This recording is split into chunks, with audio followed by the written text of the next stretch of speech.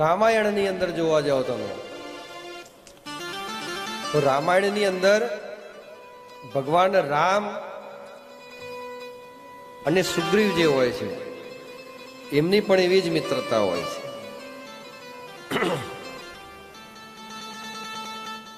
ગુહ્યરાજ જે હોય છે એમની સાથે પણ ભગવાન રામની કેવી મિત્રતા હોય છે. વનવાસીઓના રાજા ગુહ્યરાજ કહેવાય, એમની સાથે પણ એવી મિત્રતા. એટલે ભગવાન અહીંયા સમજાવે છે કે જીવનની અંદર જો સારું જીવન જીવવું હોય ને તો મિત્રો અમુક એવા બનાવવા પડે કે જે ઘરેણા સમાન હોય. હા, તમારા સુખ દુઃખની અંદર સાથે આવીને ઉભા રહે એવા મિત્રો જીવનમાં જોઈએ.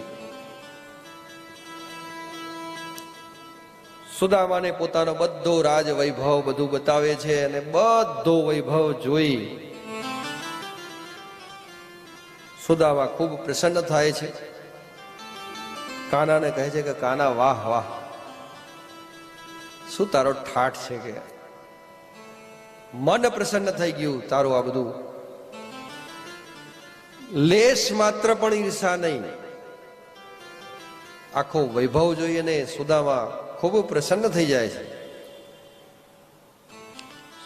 કૃષ્ણ ભગવાન કે બધું તો ઠીક, પણ કે તું આ પલંગમાં ઊંઘ્યો તારા હાથ નીચે છે શું?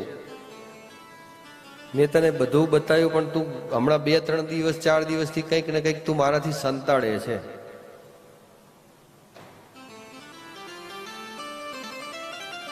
સુદામા તો એ બોલતો નથી હો કે આટલો રાજભય આટલો ઠાઠ નહીં, ના પકવાનો જ કેટલા બધા છે કે થાળી આખી ભરાઈ જાય ને એટલું તું ખાઈએ નહીં શકતો, એટલું તો ભોજન પણ હું નથી લઈ શકતો, અને આને તાંદુલ મારે આપવા કઈ રીતે?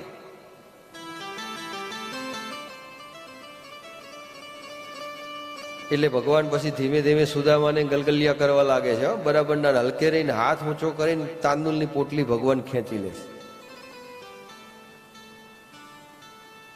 અને જ્યાં તાંદુલની પોટલી ખોલે અને તાંદુલ જોવે છે ને ત્યાં ભગવાન કૃષ્ણને તો માં યશોદા યાદ આવી જાય છે. યશોદામાં જે છે ને તાંદુલ કૃષ્ણ ભગવાનને બહુ ખવડાવતા. સુદામા આટલું પ્રિય ભોજન તું મારું લાવ્યો છે કે તું મને બતાવતો નથી, કે આ તો માં યશોદાજીની તે યાદ અપાવી દીધી. તરત જ બધી પટરાણીઓ પણ આવી ગઈ છે કે ભગવાન આ શેનો પ્રસાદ છે, કે આ તો મારા મિત્રએ આપેલો અમૂલ્ય પ્રસાદ છે. ભગવાન એક મુઠ્ઠી આમ તાંદુલ લઈ અને જ્યાં મોઢામાં મૂક્યા ત્યાં તો ધન સંપત્તિ જે અડધી હતી આમ બધી સુદામાના નામે કરી દીધી. બીજો તાંદુલ લઈ અને જ્યાં મૂકે તે તો વૈકુંઠની સંપત્તિ સુદામાના નામે કરી દીધી. અને ત્રીજી મુઠ્ઠી જ્યાં ભરી અને જમવા જાય ત્યારે પટરાણીઓને થયું કે આપણે હમણાં ક્યાં સમજો.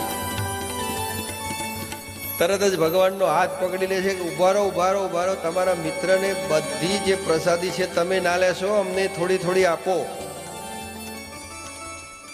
કારણ કે ભગવાન તો એટલા ભાવ વિભોર થઈ ગયા હોય છે કે આજે સુદામા પાછળ સર્વસ્વ બધું સુદામાને અર્પણ કરવાની ભાવના થઈ ગઈ હોય છે પરમાત્મા. તમારી જોડે પરમાત્મા 1 કરોડ રૂપિયા આપ્યા હોય કે 1 અબજ રૂપિયા આપ્યા હોય, એની અંદરથી તમે 50,000 કે લાખ રૂપિયાનું દાન કરો તો એનું કઈ મહત્વ નથી.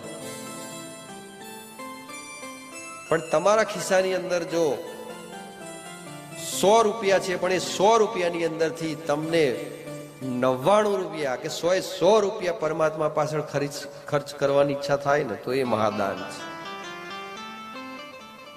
એમ સુદામા જે છે એમને જે કોઈ પણ ભોજન મળતું રોજ, એમાંથી એ ભોજન ભલે જે કંઈ પણ મળે એની અંદરથી અડધું ભગવાનને ધરાવતા ને અડધું પોતે લેતા. એટલે ત્રિભુવનના નાથને તો આંકડો બધા માટે સરખો હોય, બહાર કોઈ દિવસ રાખે નહીં મુરારી.